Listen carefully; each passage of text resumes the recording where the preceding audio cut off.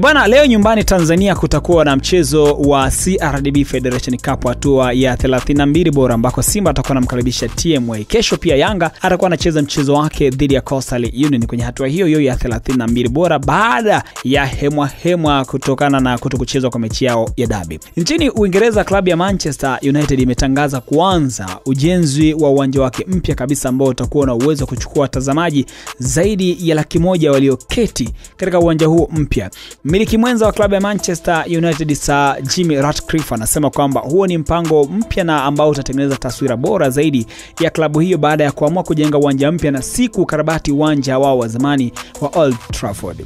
Huo ni uwanja ambao unatazamiwa kuchukua miaka 5 kukamilika kwenye ujenzi wake, huku ukitarajiwa kutumia pia paundi bilioni 2 kwa ajili ya ujenzi wa uwanja huo. Huo ni mradi mkubwa zaidi ambako Manchester United wanakuja nao kwa hivi sasa, ikiashiria kwamba wanakusudia kuboresha zaidi hali ya miundombinu ya klabu hiyo kongwe nchini Uingereza. Uwanja wa sasa wa Manchester United ambao wamekuwa wakiutumia ni uwanja wa Old Trafford ambao ulijengwa mwaka 1910 ukiwa umedumu kwa zaidi ya miaka 105. Sasa ujenzi huu wa uwanja mpya unatazamiwa kuwa utakuwa ndio uwanja mkubwa zaidi na wa kisasa zaidi katika taifa la England. Uwanja huu utajengwa na kampuni ya Foster and Partners, kampuni ambayo pia ilihusika kwenye ujenzi wa uwanja wa Wembley pamoja na uwanja wa Lusail wa pale nchini Qatar, uwanja ambao ulitumika kwenye fainali ya kombe la dunia ya mwaka 2022.